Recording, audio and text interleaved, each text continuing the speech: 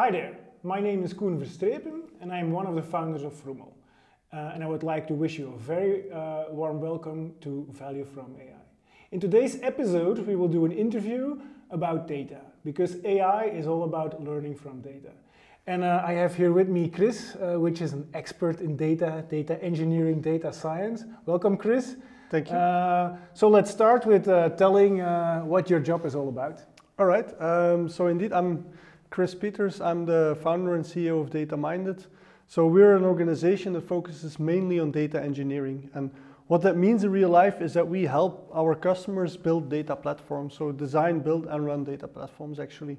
So you can imagine a use case where we want to understand better how our customers behave. So we need to collect data from 10 different sources and we need to run 5 different algorithms. Of course you need a data scientist for that. But to actually make it work end to end and to build these systems, you also need engineering knowledge. And that's usually where we come in and we help our clients to build that. Okay, cool. So if you start a project with a customer, what is typically the starting question? Is it we want to do something, help us, or do they really have very specific questions? Well, it's both actually. So sometimes they can come to us and say, we've read all about big data. Well, the buzzword used to be big data. Now it's AI, but it used to be, we've read all about big data, so we want to do big data because big data is cool. And then actually we try to stop them. It's like, no, you're never going to get value if you start from, we just want to do big data, or we just want to do AI just to be cool. So we always start with, which business problem do you want to solve, and what kind of data do you need to solve that problem? That's what we focus on. Okay. Okay. And then if you start doing those projects and completing them successfully, what are the biggest challenges that you meet? Yeah, so in all honesty, and so not all projects complete successfully, right? Of course, when you talk to people, they always brag about the successful projects, and we do that as well. But not every project succeeds as you plan. And I think one of the main bottlenecks or risks there is, well, all the cliche answers, but they're still very true. Not enough communication. For example, business had some idea in their head and they thought it would be very easy to do, and then IT never really listened to business about what they need or why they need it, and they just start doing something else. And after a year of work, they deliver something, and that's really not what the business needs. So those are the bottlenecks we see. We also see a lot of boundaries between teams. So some friction between the scientists and the engineers, where the scientists really don't want to worry about all the engineering, and the engineering again is not listening to the data scientist. And then usually these projects either get cancelled or get delayed. Maybe the biggest main reason is if in the end it's very simple. If you need funding to build something like this, right? Hiring data scientists is expensive, hiring data engineers is expensive. So if you after a couple of months ideally can have a positive ROI, so you make the company more money than you cost, everybody's happy. If you're only burning money to the company, people will get nervous.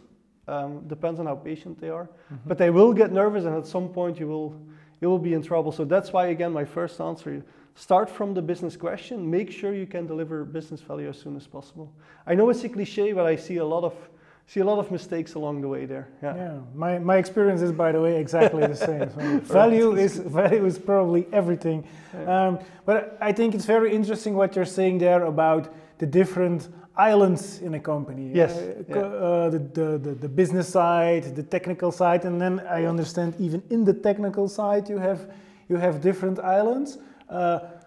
Is that something that you try to manage from the start of a project to get over, to make bridges between the islands? We definitely try to. So indeed, sometimes there's a big gap, a big silo between business and IT. And then within the technical part, there's a big silo between typically called the data scientists, so much closer to business, and the data engineers. And then even further, like data engineers, they need to run their platform on something, right? Whether it's in the cloud or on premise. So usually they need to talk to infrastructure people, operations people, and there's another divide right there. So we always highlight that risk in the beginning. And ideally, we want to set up our team in such a way that we have what they call a cross-functional team, right? So we have one team with an operations person, with a development person, with a data scientist, with a business person, all in one team. The problem is that goes against the usual hierarchy of companies. So usually all your data engineers are here, all your data architects are there, your ops people are here, and they all have their own managers. So, and they've created these kind of, let's say, horizontal silos, right? Every layer in the organization has their own silo. And what we're saying is not you should remove all silos, because if you're an organization of 1,000 people, you cannot remove all silos. Instead, what we're saying is you should try to create as much as possible vertical silos. And vertical silos, I mean, you take people from across the organization that you need to deliver an end-to-end business case. But that's easier said than done. Yeah, absolutely. Yeah. Well, if I hear you talking about all those different roles and the distance between them, what I hear is big company. Yes. Because what I can imagine and what I sometimes see is actually one person wearing multiple of those hats. Is that also something that you experience, or are the companies that hire you typically the bigger ones?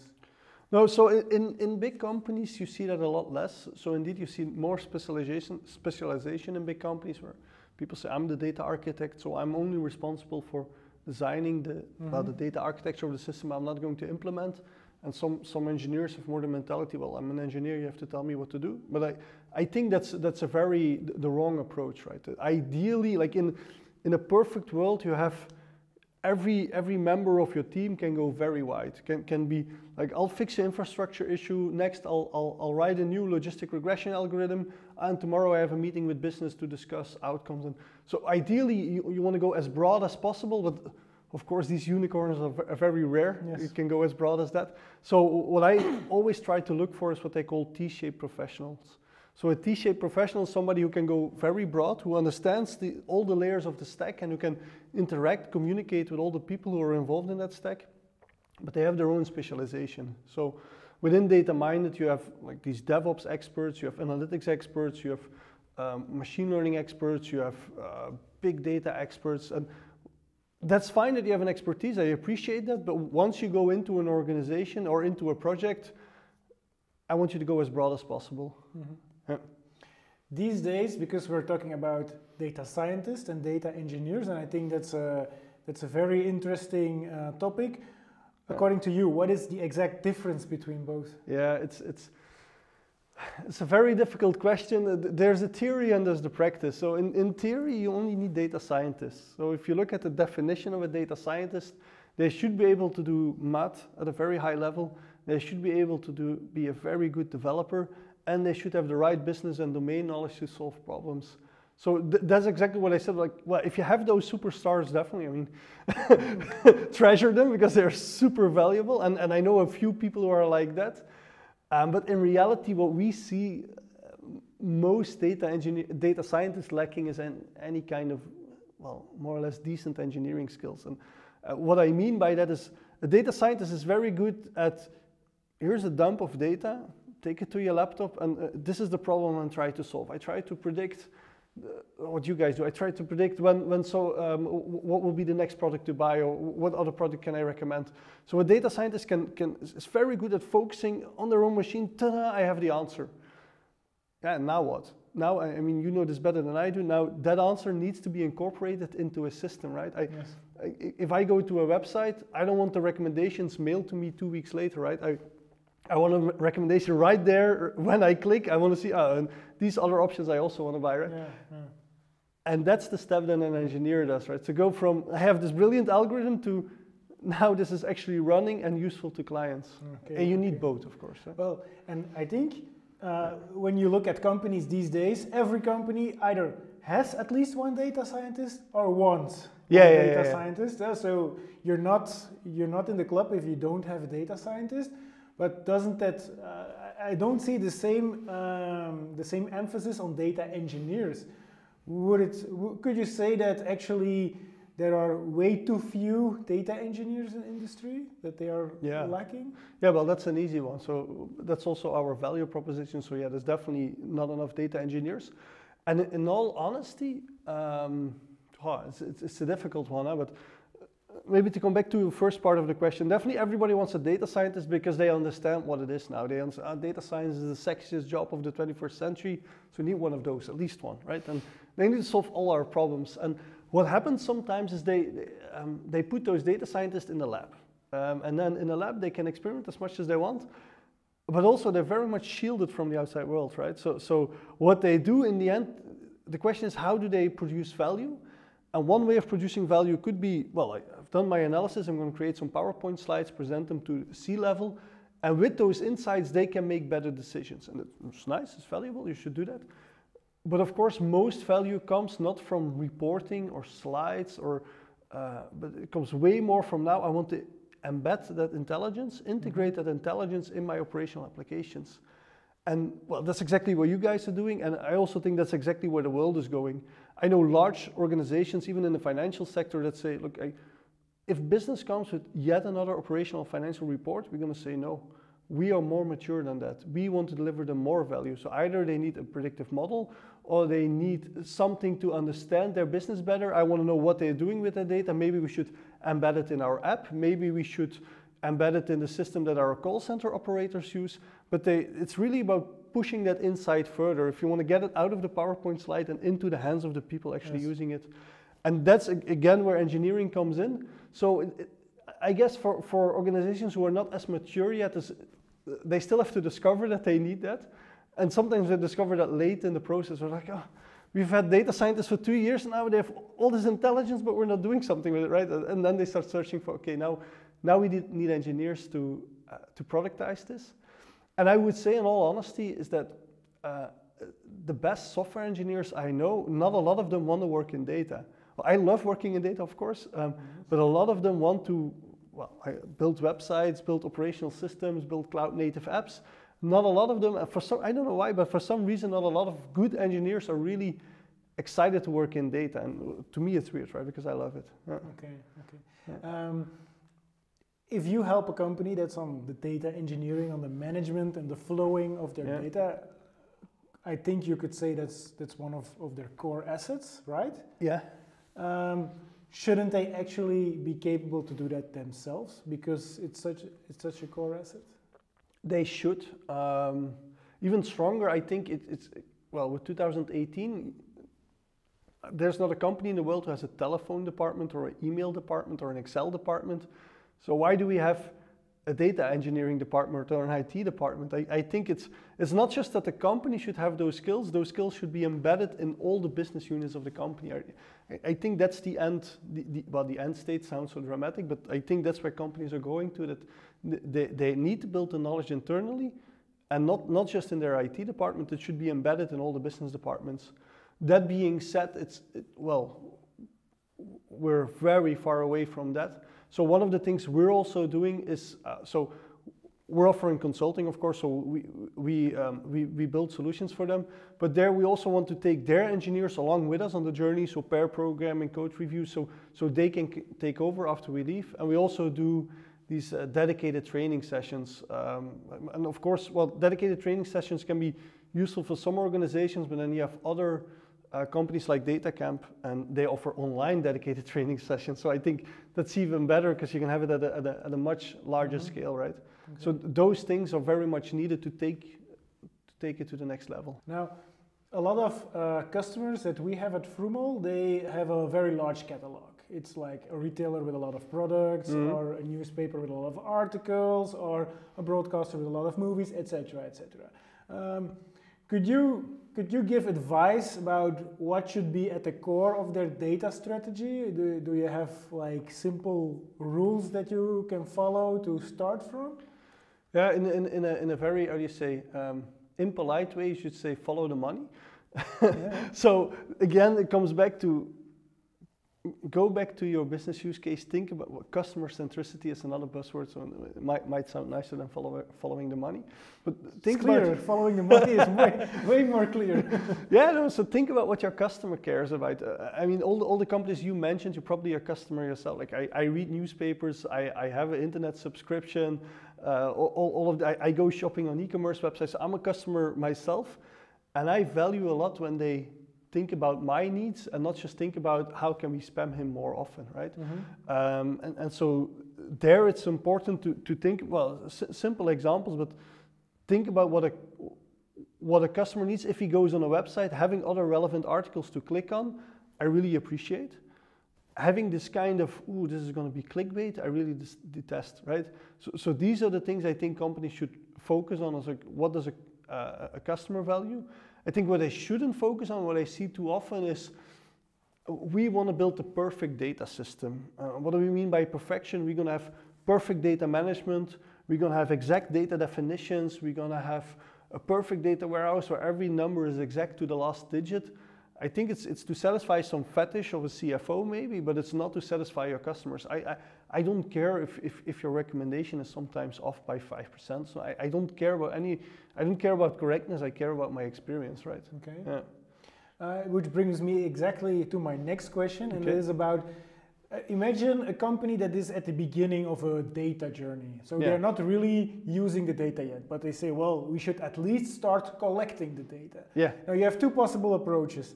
Collect as much data as you can, and then later figure out what to do with it. Yeah. Or the other way around, first figure out something you want to do, and then only collect the minimal necessary amount of data for that application you have in mind. Which approach do you prefer?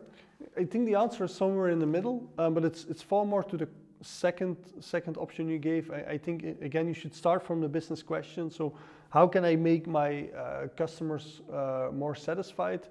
Is, for instance, if you're a travel company, by giving them more up-to-date travel information. How can I give them more up-to-date travel information? Well, maybe on all the vehicles that drive around, we should have a GPS sensor, and we should broadcast a GPS sensor, or something like that. So again, you start from the business value, and from there you trace back which data sources you capture, right? That's a generic advice. Just data hoarding for the sense of data hoarding usually doesn't bring you much.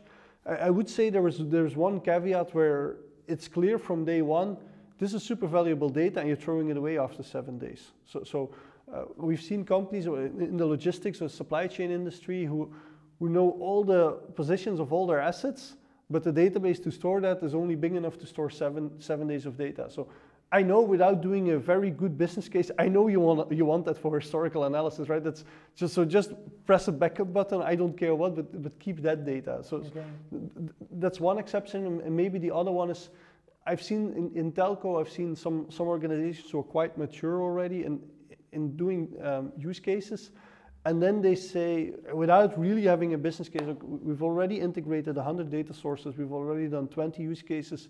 I know more or less what's coming. Let's just proactively try to capture these data sources as well. So once you have a first use case, you can I think trust your gut feeling on that. Okay. Yeah. A lot of companies, their main flow of data or their main way of capturing data is still Google Analytics. Yeah. The thing with that is that Google Analytics gets all your data and then they summarize it. They give you some graphs, but they don't necessarily provide you with the detailed data, with the raw data. The raw data, yeah. Is that a problem? Should companies worry about that?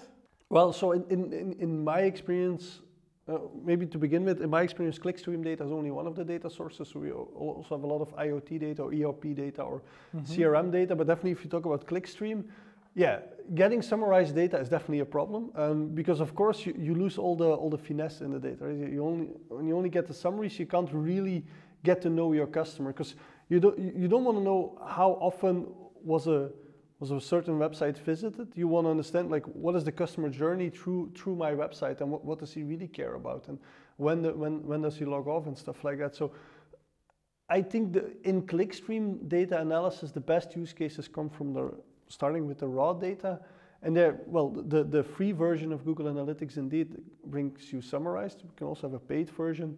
I see clients switching to Adobe Analytics as well. It's also paid. Recently, but it's just a technical detail, but we've done a project on Azure for one of our companies, and Azure has this App Insights thing, and you just click it, and then you get a JavaScript snippet that you can just add in your website, and then magically all your data comes in as well in the rawest form. And there's probably other vendors as well, right? I'm not trying to advocate for one or the other vendors, but whatever vendor you select, you should have the data in the rawest form. Absolutely. Okay. Then if you have the data and you want to do something with it, you need to store it, you need to run applications on it, do the engineering. Then you have actually the decision of where to put your infrastructure. Yeah. So do you want to put it on-premise or will you put it in the cloud? Yeah. And the balance is over there shifting, but let's say from on-premise, which in a few years ago, a lot of companies definitely wanted on-premise, and now all of them are shifting like, maybe we should do the cloud, we should do the cloud. What's your opinion on the possibility and the interestingness of doing something on-premise? Yeah, so there I am very opinionated. So for me, everything should be in the cloud, maybe barring some very exceptional use cases, which I'll come back to later. But for 99.9% of use cases, you should be in the cloud. And why is that? One, and the most important reason is speed. So if you're talking about data platforms these days, it's not just, I need a server with a SQL database, right? You need a whole bunch of technologies across a whole bunch of machines for a whole bunch of use cases. Getting that on-premise, and we've helped several companies to get that on-premise, it takes about a year to get the hardware. Like we're talking about an enterprise, right? To provision the hardware, to install the systems, you need meetings with the operations people, with the infrastructure people, you need the firewalls to be open, it takes a year, and then you get started, right? So whatever use case you had in mind today, well, you already lost a year before you get started. Having infrastructure in the cloud, if you automate everything, it's 10 minutes, right? If I want to have a big processing cluster like a Spark cluster in the cloud, it's 10 minutes. So it's literally going from 1 year to 10 minutes. It's not a small step, right? It's a huge, it's day and night difference. Okay. And so you have that's the power of self-service in the cloud is incredible. And then the second reason is the flexibility. You always think that you need, that you know what you need. So you set up, you think, I need 10 machines with each 256 gigabytes of RAM and blah, blah, blah, blah. But by the time you're actually doing your second or third use case, you go like, I misconfigured my machines. In the cloud, you can just spin up machines as they go. Like the big difference is on-premise, you treat your machines like pets. Like this is my little kitten or my little dog, and I treasure it and I patch it and I upgrade it, and it's not healthy and blah. In the cloud, you can treat your machines like cattle, right? Like just, oh no, this cow is not producing. I'm sorry for all the animal lovers here, but so it's just a, but this cow is not producing. I'm just gonna kill it and create a new cow. I don't care about this cow. You treat your hardware as commodity, and the speed you gain with that and the flexibility you get with that is absolutely incredible. And of course, also for most use cases, price is a lot lower. It's a bit more technical to go into, but we just see our monthly cloud bill is not even 1/10 of just the license cost of having anything on-premise. So for me, that's a no-brainer. It's always the cloud. And maybe, so to give you one counter example is we're working with a European agency that collects satellite images and processes that, and they've signed these big European contracts that they need, whatever system they're building now needs to be running for the next 20 years. And there I see a use case where, look, I think to begin with the contract is wrong, but there's big multi-million-dollar European contracts. I mean, that's not really my battle to pick. But given that you have such a static contract where you need to deliver the exact same thing for the next 20 years, yeah, and then you might as well just go like, okay, I'm just going to purchase all the equipment on premise, including replacement equipment. I'm going to build up my system and keep it alive for 20 years. But again, 99.9% of business use cases I see is not in that area, right? Yeah.